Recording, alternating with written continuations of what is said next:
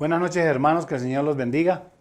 Me alegra mucho poder saludarlos hoy miércoles, segundo miércoles del año 2021. Creo que ya la gran mayoría de ustedes va como llegando a su casa, acomodándose, los que salieron de la ciudad. Y bueno, nosotros ya hemos empezado la reunión del miércoles y hemos empezado hablando de un tema que tiene tres posiciones. Está basado en la epístola de San Pablo a los Filipenses en el capítulo 2, del versículo 12 hasta el 18. La semana pasada hablamos acerca de ocupándonos de lo más importante. Hoy vamos a continuar, pero quiero que oremos primero.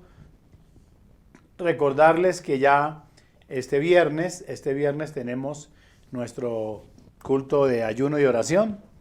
Ya Rosario ha regresado de su descanso y ustedes ya están listos para que empecemos con mucho vigor, con mucha fuerza, nuestra oración, nuestra intercesión y el ayuno. Ya dentro de algunos días les diré cómo hacemos para ayunar. Saben ustedes que generalmente entre la primera y segunda semana de enero, por todos los años que esta iglesia ha estado acá, declaramos 3, 4, 5 días de ayuno. Y hemos ido repartiéndolos en algunas fechas, solamente que aún con este tema de la pandemia no nos es posible reunirnos. Pero idearemos o Dios nos dará la sabiduría para ver cómo lo podemos hacer. Esta semana yo estoy aquí en Córdoba, estoy haciendo un trabajo con un equipo de misión que viene de los Estados Unidos para mirar un poco el proyecto del tema de los filtros de agua para este año 2021. Así que espero que ustedes oren por mí y que además estén muy pendientes de nuestras actividades en una búsqueda frecuente y permanente del Señor, que es lo que hará que realmente este año 2021 represente para todos nosotros una restauración, una renovación y una gran bendición. Voy a invitarlos a orar para que empecemos en el día de hoy y continuemos con el tema que venimos hablando. Padre nuestro que estás en los cielos, te damos muchas gracias, Señor, por tu amor y tu misericordia, por tu fidelidad, por la manera especial como tú nos has guardado y nos has ayudado y cómo hemos podido empezar este año 2021 con tu bendición. Seguros y confiados, Señor, que la restauración y la renovación que has permitido para nosotros, que has prometido, se cumplirá en nuestra vida y que nosotros procuraremos en todo hacer tu santa voluntad. Toma el control entonces de mi vida esta noche, Señor, de mis labios, permite que tu palabra que llegue a través de mí a mucha gente. El que nos escucha, Señor, de la iglesia pueda ser edificado, el que no te conoce pero nos escucha en algún lugar pueda ser edificado y pueda mirar hacia ti. Te honramos por esta reunión, por este culto, Señor, de estudio de la Biblia. Bendice a cada uno de mis hermanos que está a la expectativa de lo que será este año, esperando y confiando que tú harás más de lo que pedimos y mucho más de lo que creemos. Te honramos con todo nuestro corazón y te damos gracias y lo pedimos en Cristo Jesús, Señor nuestro. Amén y amén. Bien, vamos a irnos a Filipenses, en la epístola de San Pablo a los Filipenses, en el capítulo 2. Vamos a leer hoy desde el versículo 12 hasta el versículo 16. Filipenses capítulo 2 versículo 12 hasta el 16 dice: Por tanto, amados míos, como siempre habéis obedecido, no como en mi presencia solamente, sino mucho más ahora en mi ausencia, ocupaos en vuestra salvación con temor y temblor. Porque Dios es el que en vosotros produce el querer como el hacer por su buena voluntad. Dice: haced todo sin murmuraciones y contiendas. Son los versículos que nos corresponden hoy, el 14 al 16. Haced todo sin murmuraciones y contiendas, para que seáis irreprensibles y sencillos, hijos de Dios, sin mancha, en medio de una generación maligna y perversa, en medio de la cual resplandecéis como luminares en el mundo. Asidos de la palabra de vida, para que en el día de Cristo yo pueda gloriarme de que no he corrido en vano, ni en vano he trabajado. Bueno, leamos el 17. Y aunque sea derramado en libación sobre el sacrificio y servicio de vuestra fe, me gozo y regocijo con todos vosotros. Amén. Vamos a hacer, Ana, un recorderis un poco rápido acerca de lo que enseñamos para conectarnos bien. La lección fundamental que tomamos la semana pasada, hablando acerca de la necesidad de la obediencia, tocamos un temita ahí importante que nos enseñó que las circunstancias que nos rodean no pueden ser factores que determinan nuestra actitud o nuestro comportamiento en la vida general. Es decir, que nuestra obediencia no está circunscripta a la bendición que tengamos o que no tengamos, a la salud o a la enfermedad, a la prosperidad o no prosperidad, a que no tengamos problemas en la casa o si los tengamos. Eso no puede ser el condicionamiento para nosotros tener una actitud cristiana, un comportamiento como el que Dios determina para nosotros. Pablo, aquí en este pasaje fundamentalmente nos enseña a obedecer. Y obedecer en un hecho muy particular, en nuestra salvación. Porque él dice claramente que nos ocupemos, dice el texto, de nuestra salvación con temor y temblor. Entonces, bueno, si usted no alcanzó a vernos o no alcanzó a escuchar y quiere conectarse, entonces devuélvase a la grabación que tenemos en YouTube de la fecha 6 de enero del 2021. Entonces tomaría este tema que ya hablamos y este que hoy vamos a enfocar. No puedo repetir todo porque ustedes lo entienden. Hoy San Pablo o el Espíritu Santo o el Señor mismo a través del apóstol Pablo nos insta a vivir una vida santa. Por eso dice, haced todo sin murmuraciones y contiendas, para que seáis irreprensibles y sencillos hijos de Dios. Dice, sin mancha en medio de una generación maligna y perversa, en medio de la cual resplandecéis como luminares en el mundo. Él dice de qué forma tenemos que brillar como lumbreras, como luminares en el mundo. Hermanos, en un mundo que odia la luz, ustedes lo saben, que rechaza lo correcto, una sociedad que rechaza lo bien hecho, que rechaza lo honorable. Nosotros vivimos en esa sociedad, donde se aplaude y se alaba al que hace el mal.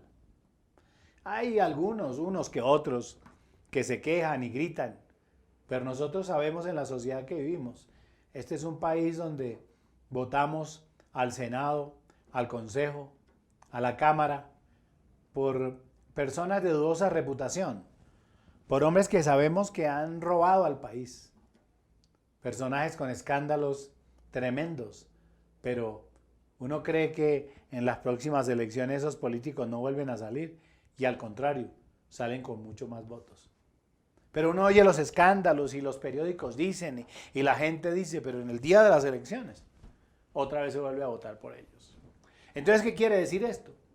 Que o somos ciudadanos o miembros de una sociedad que olvida pronto, o sencillamente somos miembros de una sociedad que alaba lo mal hecho, que alaba, aplaude los corruptos, que se admiran de la gente que hace mal y se sorprenden y dicen cosas acerca de ellos que uno mismo le tallan los oídos cuando escucha a personas alabar. Pero sí vio qué bien hecho ese robo, pero sí ve qué bien se robaron esa plata, pero sí ve bien cómo atracaron ese banco. No pudieron cogerlo, es decir, estamos alabando el mal, cuando lo que debemos necesaria y obligatoriamente rechazarlo. Ustedes saben que vivimos en un mundo que ama la oscuridad, que ama lo turbio, que ama lo mal hecho. Un país como el nuestro donde se pide hacer un puente y ese puente queda con ondulaciones y a nosotros nos parece normal. Nos parece normal que se roben 50 millones de dólares. Y la respuesta es no, pero si el año pasado se robaron 100, antes hoy robaron poco. Una sociedad que rechaza al correcto, al que busca a Dios, al que ama a Dios, donde es más fácil burlarse de un cristiano que lleva su Biblia, de una persona que predica el bien. Es más fácil burlarse de ese que de un asesino o de un violador. Esa es la sociedad en que vivimos. Si usted no la quiere reconocer, pero así es. Es más fácil burlarse de una persona que hace el bien y alabar al que comete un homicidio o sencillamente al que roba a alguien. Es más, yo he llegado a escuchar padres que dicen, yo prefiero que mi hijo sea un drogadicto, sea un borracho, a que sea un cristiano. Imagínense hasta dónde llega ese estado.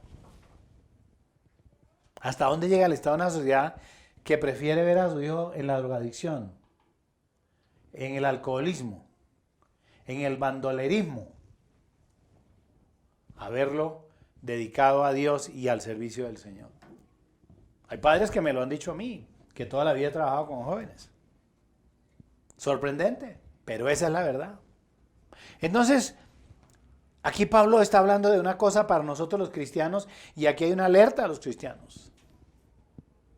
Aquí hay una alerta tremenda. Nos está diciendo, miren, ustedes hagan todas las cosas sin murmuraciones y contiendas. Y está diciendo, para que ustedes sean irreprensibles, es decir, que nadie los pueda reprender. Y sencillos, hijos de Dios, sin mancha en medio de una generación maligna y perversa. Eso es lo que Pablo está diciendo. En medio de una generación maligna y perversa. Acuérdense que desde el Antiguo Testamento venimos hablando, el Señor toma la decisión de destruir la tierra y al ser humano, dice el capítulo 5, capítulo 6 del Génesis, porque los pensamientos del hombre eran de continuo, ¿qué? Solamente, ¿qué? El mal. Y cuando llega Sodoma y Gomorra, vuelve exactamente otra vez. Acuérdense en Abraham pidiéndole a Dios que salvar la humanidad, si siquiera habían 20 justos, y empezaron a buscar y no encontraron 5. Porque esta sociedad estaba metida en el homosexualismo, en la perversión sexual. Y no estamos lejos de eso. En eso es que vivimos ahora. Acaban, la semana pasada les hablé de eso, acaban hoy mismo, esta semana acaban de aprobar en Argentina el aborto. Y abrir Argentina en el concepto del aborto es abrirlo prácticamente para América Latina. Y eso es normal. Entonces asesinar un bebé es normal. Pero no es tan normal que los cristianos prediquen en el parque o que los cristianos declaren su fe. Eso está atenta contra los principios de la sociedad. O que a nuestros hijos se les enseñe la Biblia, o que les enseñemos a orar, o que los disciplinemos. Imagínense. Es más delito enseñar a Dios que practicar el aborto, legalizado por nuestros estados. Y no olviden ustedes que Colombia, en la lista de países del mundo, es el tercer país más corrupto del mundo. Y Pablo está diciéndonos a nosotros, a usted y a mí, que somos cristianos, que tenemos que aprender a vivir en una sociedad mala y perversa, siendo irreprensibles. Entonces, vamos a estudiar eso. El griego, cuando Pablo dice hacer todo sin murmuraciones y contiendas, en el griego da a entender que hagamos todo sin quejas contra la providencia de Dios, sin razonamientos humanos. Y ustedes creo que están de acuerdo conmigo que el ser humano por naturaleza está acostumbrado a cuestionar y que todos los días la gente está cuestionando todo. Observen, por ejemplo, uno ahora ve a los niños y uno dice, no, es que los niños nacen aprendidos. Pero es una etapa de la niñez de los niños y las 1000 preguntas. ¿Por qué llegaste tarde? Porque se varó el bus. ¿Y por qué se varó el bus? Porque le faltó gasolina. ¿Y por qué le faltó gasolina? Y empiezan es el tiempo de las preguntas. Siempre ellos están cuestionando.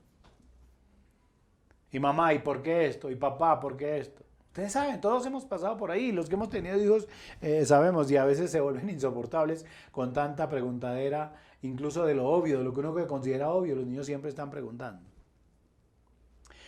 Los jóvenes cuestionan cualquier decisión del gobierno o cualquier decisión de los padres, sea justa o injusta, los jóvenes siempre la están cuestionando. Entonces usted me dirá, pastor, o sea que usted no está de acuerdo con que la gente pregunte, cuestione. No, yo sí estoy de acuerdo y eso es bueno. Es bueno encontrar quién pregunta, quién está interesado, porque eso denota el interés que las personas tienen en algo. Pero ese cuestionamiento nunca se le colocó un límite.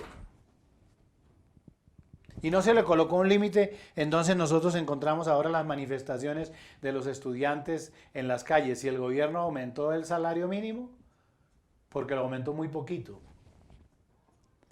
Y hay muchos jóvenes que uno los ve y muy curiosamente los canales de televisión hacen las entrevistas y le preguntan a un joven que está tirando piedra en la calle y quemando buses, ¿y por qué estás aquí? Y él dice, no, pues no sé, pero aquí estoy.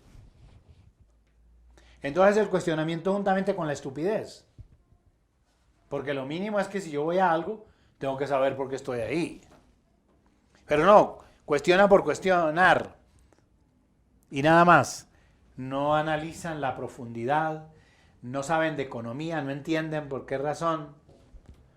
Pues uno quisiera tener un salario mínimo mensual de 3, 4 millones de pesos. Claro que sí. Claro. Pero lo que la gente no sabe es que eso implica que si yo como patrón tengo que pagarle a un empleado 2 millones de pesos mensuales y mi producción es la misma y mi venta es la misma, pues yo tengo que echar 3 o 4 empleados para poder sostenerlo y para poder mantener mi empresa.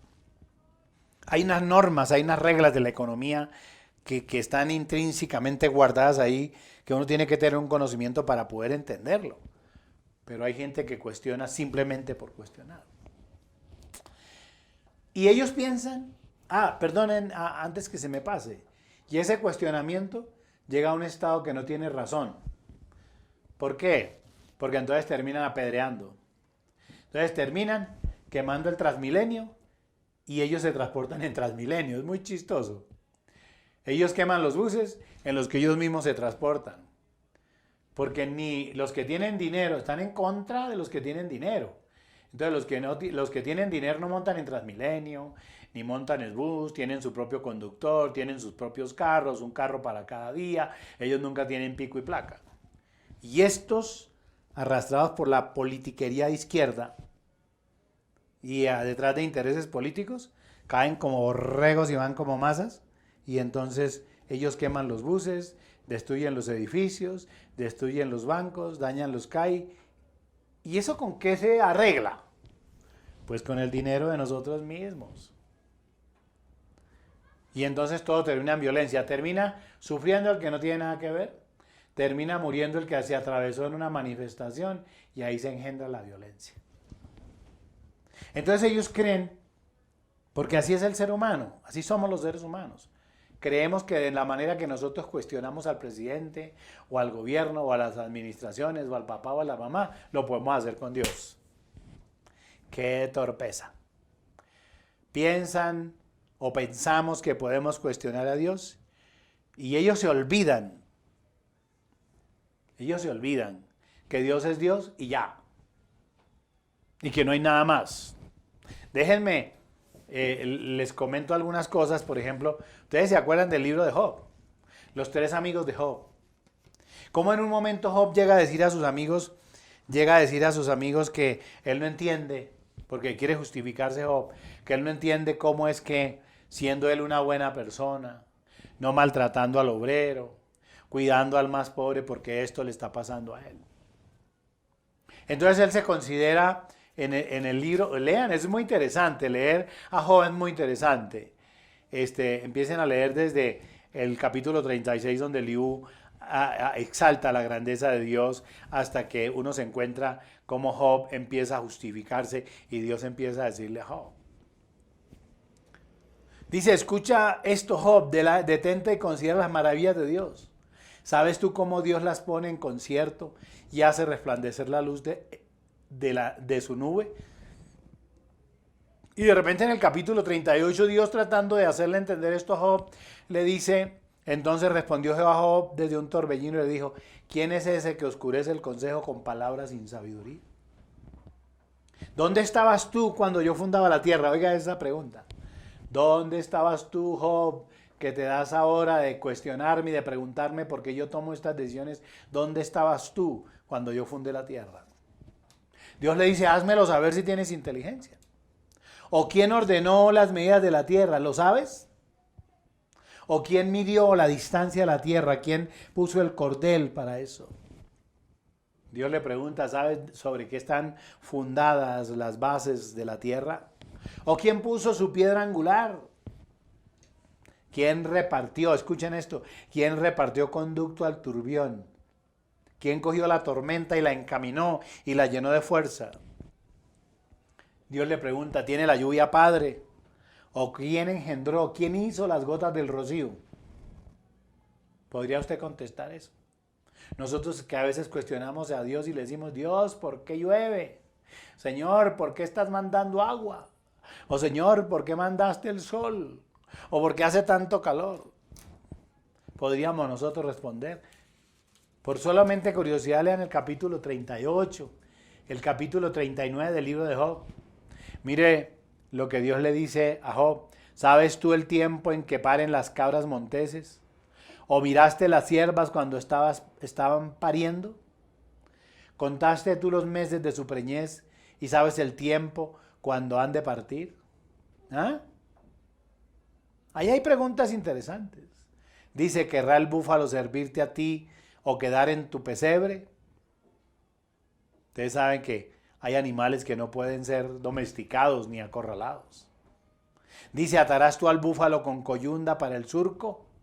¿Labrará los valles en pos de ti? ¿Saciarás el hambre de los leoncillos o cazarás tú la presa para el león? Preguntas que usted no puede responder. Pero usted se atreve a cuestionar a Dios.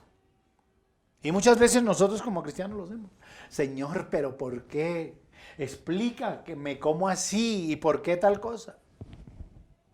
No hemos aprendido que Dios es Dios. Y ya. Él es el creador del cielo y de la tierra. Él hace todo como a Él le place. Él tiene el control de todo. De la misma manera que tuvo el control para crear el universo, tiene el poder y el control para ordenarle al viento, al mar, que enmudezca. Lo vemos en la Biblia. Entonces, ¿qué nos queda a nosotros? A nosotros nos queda nada más que decir, Señor, yo acepto tu voluntad, me sumo a ella y acepto lo que tú tienes para mí. Pero después de todas estas preguntas, Job llega un momento en que no puede responderle a Dios. Miren lo que dice el capítulo 40, el versículo 1 hasta el 5. Angélica, Angie nos va a ayudar, va a leerlo despacio para que usted y yo podamos escuchar las respuestas de Job ante las preguntas de Dios. Además respondió Jehová a Job y dijo, ¿es sabiduría contender con el Omnipotente? El que disputa con Dios responda a esto. Entonces respondió Job a Jehová y dijo, he aquí que yo soy vil, ¿qué te responderé? Mi mano pongo sobre mi boca. Una vez hablé, mas no responderé. Aún 2 veces, mas no volveré a hablar. Escuchen eso. Job entiende y conoce su incapacidad. No se puede cuestionar a Dios. No se puede cuestionar a Dios. Y esta sociedad siempre está cuestionando. Y los hijos cuestionan a sus padres. ¿No los han escuchado? ¿No los han visto usted mismo? ¿Pero por qué tú? ¿Pero por qué tú? Y en esta sociedad, en ese concepto que ha ido cambiando, donde los hijos, los jóvenes ya no sienten que tienen obligaciones, lo único que tienen son derechos. Y los responsables somos nosotros como padres. Porque nunca les enseñamos que habían unos derechos, pero que habían unos deberes, hay unas obligaciones que ellos tienen que cumplir. Uno descubre que tenemos una juventud malagradecida, floja, perezosa, muy superficial, muy vacía, pero la culpa es de nosotros. Y aún con todo eso, ellos nos cuestionan o cuestionan a sus padres. El hombre cuestiona y pregunta. Y lo que les estaba diciendo, pues Señor, ¿por qué está lloviendo si yo tenía que ir a tal parte? O sea que Dios va a parar la lluvia porque a ti se te puede enchurruscar el pelo que te estiraste esta mañana. Ah, sí. Entonces Dios va a parar el sol sencillamente porque a ti se te ocurre, porque se te quema la piel, porque hace mucho calor. Entonces Dios tiene que hacer lo que tú dices. ¿Por qué razón tengo que obedecer a mis padres?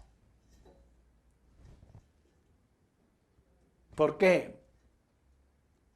Bueno, es muy fácil. Cuando su hijo le pregunte por qué razón lo tiene que obedecer, hay una respuesta sencilla. Primero, porque yo soy tu papá y listo. Pero si quieres otra explicación, porque yo soy el que durante todo el tiempo te he sostenido, te he mantenido y aún vives en mi casa y soy yo el que paga el agua, la luz, el teléfono, la comida y todo. Y el día que no te sujetes a estas normas, entonces ya vas a vivir bajo las tuyas, entonces la puerta está abierta, te puedes ir. Ay, pastor, no diga eso, ¿cómo es así? ¿Sabe por qué? Porque usted es un sinvergüenza. Porque usted viene a hablar conmigo para decirme qué hago con mi hijo que no me respeta, mi hija que me levanta la mano contra mí, mi hijo pero cuando él tiene esa actitud, entonces usted, ay mamita, ay papito, no te preocupes. Por eso es que usted no tiene autoridad. Y los hombres y estos jóvenes y nosotros los seres humanos pensamos que hablar con Dios es como hablar con ese mal papá o esa mala mamá, alcahueta, que viene donde el pastor a quejarse porque sus hijos la maltratan o lo maltratan, pero que nunca fueron capaces de ponerle límite a eso que esos hijos pueden hacer, preguntar, pero eso tiene un límite. Pues Pablo nos dice a nosotros, hagan lo que es necesario para su salvación, sin murmurar o quejarse. Cristianos que preguntan, ¿y por qué tengo que ir a la iglesia? ¿Pero por qué tengo que ofrendar? Si yo fui el que trabajé, pero venga. El que no ofrenda en la iglesia nunca ha ayudado a su casa. Y déjenme que esta orientación Dios la ponga en mi corazón de esta manera. Yo enseñé a mis hijas desde que estaban estudiando que deben aportar a su casa, sea que se necesite o no. Cada vez que recibían su sueldo, por la noche yo encontraba que había unos billetes sobre la mesa y decían, papá, esta es mi ayuda para la casa. Y aún mi hija que todavía vive conmigo, Angélica, todavía lo hace. Entonces a ella le queda fácil ofrendar. ¿Sabe por qué le queda fácil ofrendar? Porque ella aprendió lo que significa aportar, dar para el sostenimiento de su casa. Pero el que no ayuda a su casa, porque su papá nunca le enseñó. El que no ayuda a sus padres en la vejez, el único que tiene la culpa es usted. Yo doy gracias a Dios porque me permitió ayudar a mis padres hasta el día que se murieron, todos dos, por muchos años, 20 y pico de años, ayudándolos sin decir una sola palabra, porque a mí me enseñaron eso y me siento honrado. Honré a mis padres y Dios me honró a mí, me ha honrado, todo el tiempo Dios me ha honrado. Pero yo tuve quien me lo enseñara. Entonces el problema está ahí, en que siempre nosotros, ustedes o todos nosotros tenemos una pregunta o una respuesta a aquello que nos dicen. Y Pablo está diciendo, en lo que tenga que ver con su salvación, usted haga todo sin murmuraciones y contiendas. Es decir, acepten sin cuestionar lo que Dios dice. Otros me dicen, pastor, ¿y por qué tienen que ofrendar? Una cosa que es elemental para mí. La Biblia dice que el 10% de nuestras utilidades, Dios nos da el 90% a nosotros y el 10% es para su obra. Porque dicen, pero pastor, dice que Dios no necesita dinero. ¿Y con qué se sostiene la iglesia? ¿Con qué se paga el agua? ¿Qué paga la luz de la iglesia? Dígame usted, ¿con qué pagamos el poder transmitir este mensaje a usted? ¿Con qué lo hacemos? Por eso Dios, que todo lo sabe y todo lo promedia y que todo lo conoce, pues estableció el diezmo como el porcentaje que nosotros destinamos para su obra. Pero es que no tendría la Biblia que decir, y entonces probadme ahora en esto, dice el Señor, y os bendeciré, y os llamarán bienaventurados. No tendría por qué hacer eso. Pero con todo eso, ese es un mandamiento que tiene una promesa. Entonces abrí las ventanas de los cielos y abriré las ventanas del cielo y derramaré bendición. ¿Hasta cuándo? Hasta que sobreabunde. ¿Pues sabe por qué nos queda difícil a nosotros hacer eso? Porque no nos enseñaron, porque nos enseñaron simplemente a cuestionar, porque no tuvimos una autoridad que nos dijera, esto hay que hacerlo así y así. Yo recuerdo expresiones de mi papá, que era un hombre fuerte y disciplinado, y llegó un momento en que dijo, y esto hay que hacerlo así, ¿y por qué? Dijo, porque yo lo dije, y yo soy el jefe de esta casa. La psicología moderna no acepta eso, se traumatiza el niño. Pues yo no sé si yo estaré traumatizado. Pero mi papá decía, se hace porque así es, y esa es la última palabra, y esa era la última palabra. Es lo mismo con Dios. Entonces Dios va a cambiar la lluvia porque a ti no te gusta. Dios va a cambiar el sol porque te quema a ti. Cuando la Biblia dice claramente que el sol alumbra para justos e injustos, que el sol sale para unos y sale para otros, que la lluvia cae para unos y para otros. Y Pablo lo que está diciendo es, oigan, esto lo que tiene que ver con Dios, háganlo sin murmuraciones y háganlo sin contienda, para que esto les traiga reconocimiento del mundo. Y si lo hacen, ahí lo que Pablo está diciendo, y si ustedes lo hacen, se habrá conseguido el objetivo. ¿Cuál es? Él lo dice, miren cómo lo dice, para que seáis irreprensibles y sencillos, hijos de Dios sin mancha en medio de una generación maligna y perversa, en medio de la cual resplandecéis como luminares en el mundo. Yo tengo que decirles cosas como estas, y hay gente que, viendo nuestro trabajo como iglesia misionera, cuando empiezan a ver y estamos entregando, ayudando a los más necesitados con comida, con ropa, con medicamentos, cuando llevamos médicos, cuando le sumamos el evangelio, cuando empezamos a hablar de valores, de principios basados en la Biblia. Gente que ha ido, que ve, han detenido su carro, han ido a buscarme para decirme, mire, yo le quiero hacer una pregunta, ¿ustedes de qué iglesia son? No, somos de la Iglesia Cristiana Misionera del Sol. Bueno, pero yo nunca había visto esto, qué bonito, qué hermoso. Yo siempre pensé que los cristianos se dedican a predicar el evangelio y los pastores a enriquecerse. Pero veo que no es así, porque vea que, ¿quién es el pastor? ¿Usted es el pastor? Sí, señor. Ah, ¿dónde queda su iglesia? Me gustaría ir a su iglesia. Luminares en el mundo, Pablo está diciendo eso. Ustedes viven en medio de una generación maligna y perversa y ustedes tienen que aprender a resplandecer como luminares en el mundo. Entonces esta gente quiere ir a la iglesia nuestra. Yo recuerdo que un hombre, un empresario alguna vez me llamó y me dijo, mire, yo quisiera hacer esto y esto, me contaron que ustedes hacen una labor humanitaria, social, yo tengo los recursos, pero no tengo cómo hacerlo y le he pedido a mucha gente que lo haga y nadie lo quiere hacer. Yo le dije, no, nosotros lo hacemos. Dijo, ¿y cuánto me van a cobrar? Le dije, no, absolutamente nada. Antes le agradecemos a Dios por la voluntad que usted tiene de poner los recursos para que nosotros podamos hacer esto. Y este hombre nos pagó una semana de hotel. Una semana de hotel a un grupo de 20. Y igual desayuno, almuerzo y comida para que nosotros hiciéramos el trabajo. ¿Cuál era nuestro trabajo? Predicar el evangelio. Ayudarle a la gente regalándole Biblias, Nuevos Testamentos, era el trabajo, eso era lo que él quería que hiciéramos. Y nosotros felices de poder hacerlo. Y yo me acuerdo que terminando el evento y pasando el informe, me llamó, me invitó a un restaurante a almorzar y estuvimos hablando. Y delante de algunos amigos también empresarios, digo, vea, he oído hablar de una persona y esta persona, la Madre Teresa de Calcuta y este pastor. Y ese hombre empezó a apoyar nuestro trabajo misionero. Porque somos luminares en medio de una generación mala y perversa. Así es. Y esa es una forma de predicar el evangelio, pero cuando estoy hablando de la santidad, estoy diciendo que la santidad trae como consecuencia que la gente quiera ir a la iglesia. Que la santidad trae como consecuencia que la gente exalte al Señor. Eso es lo que trae como consecuencia.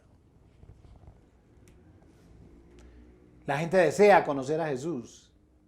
En la labor misionera que hemos hecho por años, mucha gente ha conocido a Cristo. Porque hemos predicado al más pobre como al más rico.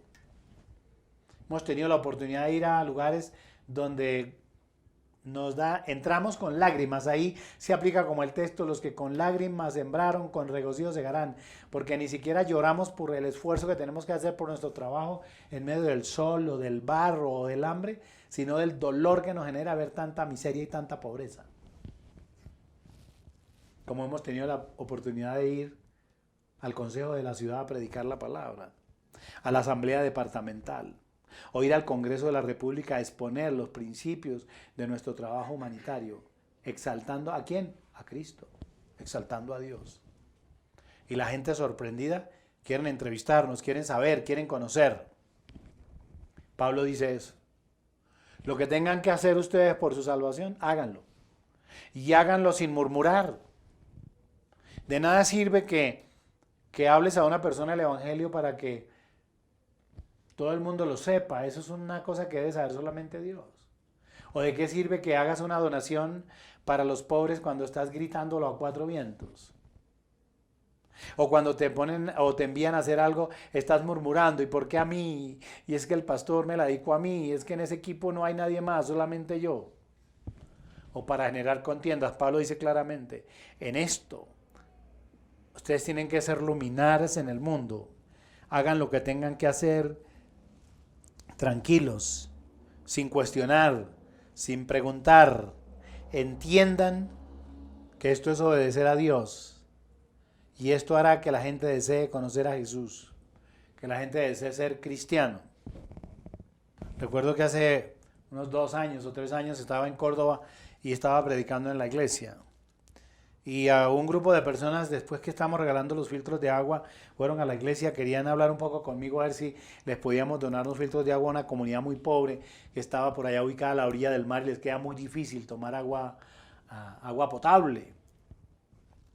Y entonces yo les dije, hombre, yo los puedo atender, pero yo tengo que estar en el culto ahora. Si ustedes me esperan, me pueden esperar aquí afuera.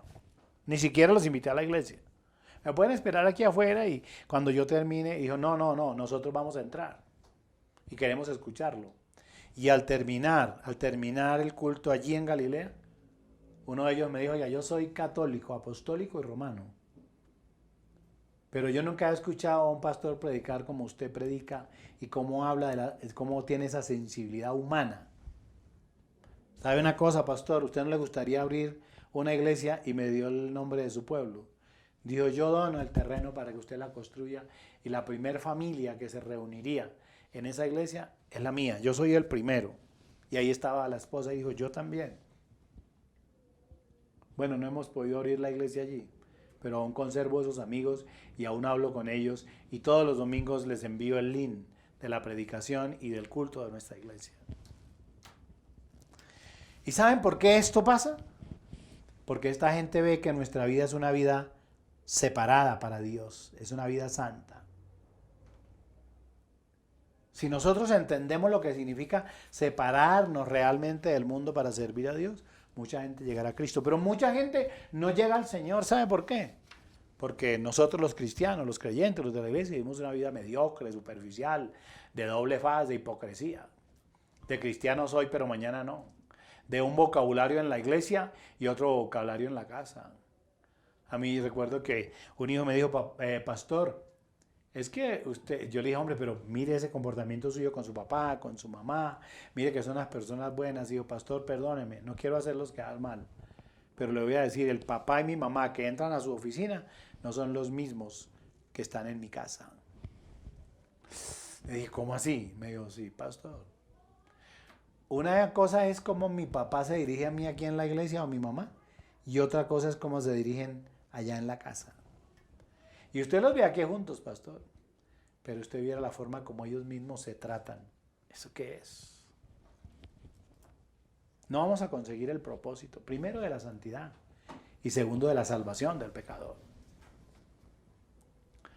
A mí me llama mucho la atención que en este pasaje Pablo nos dice que si nosotros vivimos una vida santa, esa vida santa fundamentalmente muestra 3 cosas. Esto va en 3 direcciones.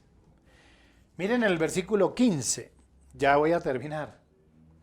Para que seáis irreprensibles y sencillos hijos de Dios. Miren eso. Si nosotros aprendemos a vivir una vida santa, una vida realmente separada para Dios, la primera cosa importante aquí es que toda la gloria será para Dios. Eso es lo que Pablo dice. Para que seáis irreprensibles y sencillos hijos de Dios sin mancha, en medio de una generación maligna y perversa. Al arrepentirnos y ser personas irreprensibles.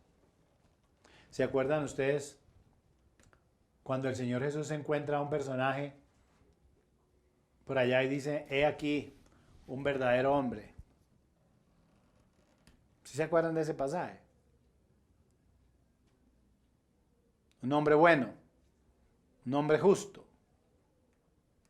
Qué bueno que la gente pudiera hablar así de nosotros.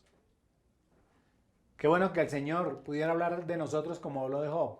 Cuando le dice a Satanás, ¿no has considerado a mi siervo Job que no hay ninguno otro como él, varón perfecto, recto, amoroso de Dios y apartado del mal? Pero ¿qué pudiera decir Dios de usted y de mí? Si Satanás le preguntara, bueno, ¿y qué? ¿Y yo qué? ¿Qué creen que respondería Dios? Y voy a mencionar a los que están aquí. ¿Y Angie Trejos qué? Podría decir Dios, no, pues es una maravilla de hija, apartada del mal, consagrada a Dios. O Angie Trujillo, que está aquí también con nosotros en la grabación. Si Dios preguntara por ella, si Satanás preguntara por ella, ¿qué le podía responder Dios? Ahora quito esos nombres, ponga el suyo. ¿Qué podría responder Dios? ¿Es un verdadero cristiano? ¿Es un verdadero hijo mío? ¿Es una persona que obedece mi palabra? ¿Es una persona que me honra con sus bienes? ¿Es una persona que me honra con su vida? ¿O guardaría silencio? Nosotros tenemos que aprender a vivir para que lo que hagamos glorifique a Dios. Porque nosotros tenemos la obligación de mostrar la gloria de Dios a través de nuestra conducta. Segunda cosa, está ahí mismo en el versículo 15b, llegando al 16. Dice, para que seáis irreprensibles y sencillos hijos de Dios sin mancha, en medio de una generación perversa, en medio de la cual resplandeceréis como luminares en el mundo, asidos de la palabra de vida. La segunda cosa, en la segunda dirección que apunta nuestro comportamiento, es hacia la gloria de nosotros mismos. Porque la gente que nos reconoce, la gente que nos ve, dice, oiga, yo quisiera ser cristiano como usted. Pero he escuchado comentarios como, si esos son los cristianos, yo no quiero ser un cristiano. Así de sencillo. Aunque esta es una expresión que también a veces se usa porque nos quieren perjudicar, nos quieren manipular. ¿Y eso qué es cristiano? Porque hay gente también que lo quiere manipular a uno con eso. Pero el segundo asunto que uno vería aquí es que esto también genera una gloria personal para nosotros. Porque el texto dice, en medio del cual resplandecéis como luminares. ¿Y qué hace esto? Mantener en alto la palabra de vida. Porque recibimos esa palabra de vida y esa palabra de vida nos cambió. Cuando la gente se encuentra con este cambio, la gente dice, ¿qué pasó? De ahí que la Escritura diga, de modo que si alguno está en Cristo, ¿qué? Nueva criatura es. Las cosas viejas pasaron, ahora todas son hechas nuevas. ¿Usted realmente es nuevo? ¿Usted glorifica a Dios con su comportamiento, con su vida? Y déjeme terminar ya. La última parte del versículo, Pablo dice, asidos de la palabra de vida, para que en el día de Cristo yo pueda gloriarme que no he corrido en vano, ni en vano he trabajado. El tercer asunto es que había de ser gloria para el apóstol. Eso es lo que Pablo enseña ahí. Una, glorificando a Dios. Otra, exaltando el comportamiento de los cristianos. Y tercero, para gloria del apóstol. Dice, para que en el día de Cristo yo pueda gloriarme. ¿Saben qué consistía la gloria de Pablo? Consistía en que su esfuerzo, el sacrificio que había hecho en la proclamación del Evangelio, no haya caído en el vacío, sino que haya traído fruto apetecido por los oyentes. Ustedes no saben lo contento que me coloco yo cuando alguien me llama y me dice, oye, Pastor Trejos, gracias por ese joven que me envió, gracias por esa hermana que me envió, gracias por esa pareja que me envió para que me ayudara. Qué testimonio, qué bendición, qué inspiración. O cuando alguno de los muchachos que trabaja con nosotros en misiones hace un trabajo, yo me siento feliz, les digo. ¿Y para qué voy a botar mi aspecto humano? Me siento humanamente agradecido con Dios, pero muy contento, digamos orgulloso. Si a usted le suena mal, pues problema suyo, pero me siento orgulloso de saber que tenemos una escuela de formación de liderazgo buena. Cuando me llaman y dicen, tremendo mensaje se predicó ese joven. Tremendo mensaje se predicó esa hermana. Qué joven para orar. Qué niña para adorar a Dios. Qué pareja. Oiga, pero no sé, ustedes no se imaginan cuánto se sufre cuando un líder cae. Cuando han caído algunos de nuestros líderes, uno de nuestros soldados, no, ustedes no saben el sufrimiento que tengo, el dolor que tengo. No quiero ni levantarme de la cama. Lloro en la presencia de Dios, siento eso como si fuera yo mismo. O cómo me siento cuando un creyente vuelve atrás. Terrible, eso es doloroso. Y cuando yo siento ese dolor humano, yo solamente pienso cómo sería el dolor del Señor Jesús en la negación de Pedro, o en la entrega de Judas, o en la duda de Tomás. ¿Cómo sería? ¿Cómo es de doloroso para un pastor como yo, como los que me escuchan, o los líderes que me escuchan, haber formado a alguien y de repente saber que volvió atrás, que lo encontraron borracho en una cantina, que se fue con otra mujer, o que sencillamente estaba haciendo atrocidades? Entonces aquí esta santidad también apunta a tres direcciones interesantes. Nuestra santidad debe apuntar a glorificar a Dios, a ser reconocidos por los demás como personas diferentes, distintas. Pero además de esto, debe ser gloria para el ministerio de la iglesia, para el nombre de la iglesia, de la misión, donde usted aprendió, donde usted se formó. Hermanos, la santidad es una vida separada. La santidad es una vida que alaba a Dios, que exalta su palabra y nos da reconocimiento. Pero tenemos que tener claro que la santidad se alcanza cuando somos capaces de hacer todo lo que Dios nos manda por la salvación, sin murmuraciones y sin contiendas.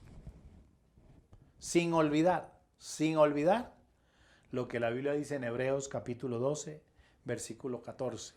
Hebreos capítulo 12, versículo 14, que con ese es que yo quiero cerrar esta noche. Seguid la paz con todos y la santidad, sin la cual nadie verá al Señor. Escuchen eso. Seguir la paz con todos y la santidad. La santidad. La paz es producto de la santidad. Y la santidad sin la cual nadie, ¿qué? Verá al Señor. Bueno, dejemos esta noche así. Ocupémonos en lo importante. En la obediencia, que fue nuestro primer asunto. En la santidad, que es nuestro tercer asunto. Perdón, nuestro segundo asunto es la santidad. El tercero lo veremos la próxima semana. Pidámosle a Dios que nos ayude. Que dejemos de cuestionar tanto. Y digamos, Señor, me someto a tu voluntad. Recordando las palabras del Señor Jesús allí en el Monte de los Olivos. Padre, si es posible, pasa de mí esta copa, pero que no se haga mi voluntad, sino la tuya. Amén. Oremos al Señor. Padre nuestro que estás en los cielos, te damos gracias. Gracias por salvarnos. Gracias por enseñarnos. Ayúdanos, Señor, a vivir una vida de santidad, a cuidar nuestra santidad con temor y temblor. Que podamos ocuparnos en nuestra salvación sin cuestionar, sino obedeciendo lo que tu palabra dice. Hemos aprendido esta noche que eso traerá como consecuencia la gloria para ti, el reconocimiento para nosotros y también, Señor, el gozo de los que nos han traído a Cristo, de los que nos han enseñado la palabra, de los que nos han guiado en el ministerio. Pero hemos, Señor, cerrado esta noche declarando tu palabra. Seguir la paz con todos y la santidad, sin la cual nadie verá al Señor. La falta de santidad no nos permitirá verte ni disfrutar contigo por la eternidad. Perdónanos, ayúdanos y enséñanos para que en este 2021 nuestro objetivo también sea vivir una vida santa, la vida que te agrada. Gracias, Padre, en Cristo Jesús, Señor nuestro. Amén, amén y amén. Mis hermanos, Dios los bendiga. No olviden nuestra reunión el viernes de 9 a 12 de ayuno y oración. Al terminar, este tiempo, va a haber un número de teléfono, un WhatsApp al cual usted puede escribir, conectarse con esta reunión y nos vemos, siendo la voluntad del Señor, el domingo a las 9:30 en nuestro culto de acción de gracia, nuestro culto dominical. Que Dios los bendiga y los guarde a todos. Que descansen.